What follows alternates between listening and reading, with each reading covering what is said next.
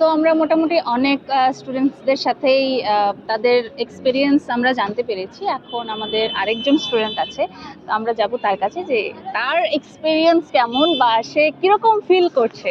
So high. জি আপু, কেমন আছেন? জি, আমি ভালো। তুমি কেমন আছো? জি আছি আলহামদুলিল্লাহ।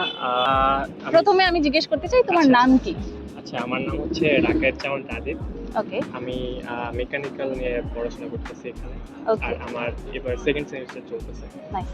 তো তুমি এবার আসছো? জি ঠিক আছে। তো তোমার ইন্ডিয়াতে পড়াশোনার যে এক্সপিরিয়েন্স বা বাংলাদেশের তুলনায় তোমার ইন্ডিয়াতে পড়াশোনার এক্সপিরিয়েন্স কেমন? জি হ্যাঁ, আসলে এই দুইটা বলতে গেলে আমি দুইটাই এক্সপিরিয়েন্স করছি, তো এই ক্ষেত্রে অবশ্যই অনেক ডিফারেন্স আছে।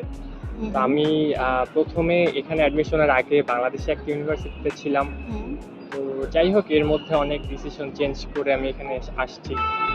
তো এখানে মানে এডুকেশনাল যে বিষয়গুলা দেখতেছি আমি, তো এটার মধ্যে আসলেই অনেক পার্থক্য আছে। যেমন এইখানে যেমন আমাদেরকে, যেহেতু আমি ইঞ্জিনিয়ারিং করতেছি, হুম, হুম। তো তো এইখানে আমাদের যে ল্যাব ফ্যাসিলিটিসগুলো আছে এগুলা আসলে আহ, অবশ্যই ভালো, অবশ্যই বেটার। তো কারণ একটা বিষয় হয় কি, যে একটা ক্লাসে 50 জন স্টুডেন্ট, হ্যাঁ, 3-4টা মেশিন নিয়ে কাজ করার চেয়ে 4জন একটা একটা করে মেশিন নিয়ে কাজ করা অনেক ভালো, বা অনেক আসলে তাড়াতাড়ি বুঝতে পারবে। টিচাররাও ফ্রেন্ডলি আছে।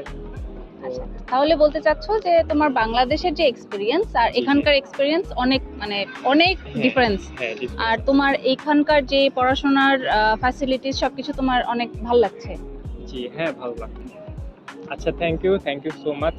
আর উম, আহ, সবাইকে বলবো যে যদি কেউ এখানে আসতে চাও, তাহলে অবশ্যই দেখে শুনে নিজেরটা বুঝে আসো। অবশ্যই ভালো খারাপ সবকিছু আছে সব জায়গায়।